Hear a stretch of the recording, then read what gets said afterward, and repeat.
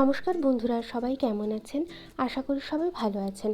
বং স্বাদবাহারে আপনাদের সবাইকে স্বাগত জানাচ্ছি। আজকে একটি জনপ্রিয় রেসিপি শেয়ার করব আপনাদের সাথে, চিংড়ি দিয়ে কচুর লতি। তাই কচুর লতিগুলোকে বাইরের খোসাটা এভাবে ছাড়িয়ে পিস পিস করে কেটে নিয়েছি। তারপর ভালো করে জল দিয়ে ধুয়ে নেব। এরপর কিছু মশলা বেটে নেব যেটা রান্নায় লাগবে। তাই সাদা সর্ষে 2 চা চামচ, রাই সর্ষে 1 চা চামচ, জিরে 1 চা চামচ, কাঁচা লঙ্কা এবং 1 ইঞ্চির মতো আদা পেস্ট করে নেব।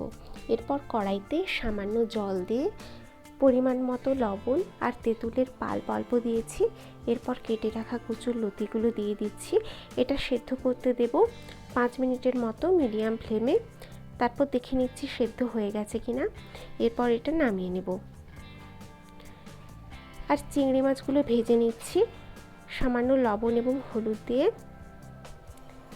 এরপর কড়াইতে 2 টেবিল চামচের মতো সর্ষের তেল দিলাম, কালো জিরে, কাঁচা লঙ্কা আর পেঁয়াজ কুচি, অল্প একটু লবণ দিলাম। এরপর হলুদ গুঁড়ো আর বেটে রাখা মশলাটা দিয়ে দিচ্ছি। সামান্য একটু জল দেব, ভালো করে মশলা কষিয়ে নেব। আর শুকনো লঙ্কা গুঁড়ো দিলাম। এরপর সেদ্ধ করে রাখা কচুর লতিগুলো দিয়ে দিচ্ছি। এরপর নারকেলের দুধ দিলাম 1 বাটির মতো, আর অল্প একটু জল দিয়েছি। দিয়ে 5 মিনিট ঢাকা দিয়ে একটু ফুটিয়ে নিলাম। 1 চামচের মতো চিনি দিলাম, এতে টেস্টটা খুব ভালো হয়।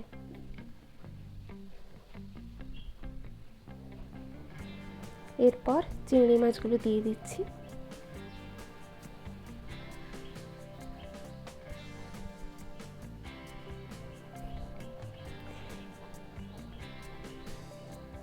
দিয়ে আরও 5 মিনিট ফুটিয়ে নেব।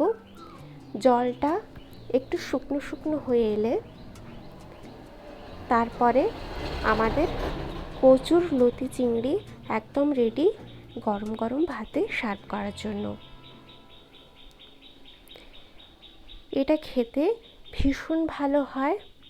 আপনারা যারা জানেন তারা অবশ্যই কমেন্ট করে জানাবেন রেসিপিটি কেমন লাগলো।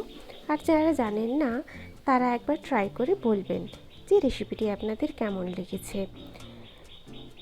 আর যদি ভালো লেগে থাকে তাহলে একটা লাইক করে দেবেন আর কমেন্ট করে জানাবেন। আর সাবস্ক্রাইব করে অবশ্যই চ্যানেলটির পাশে থাকবেন। আজকের মতো এইটুকুই। বাই। সবাই ভালো থাকবেন আর এভাবেই আমার চ্যানেলের পাশে থাকবেন।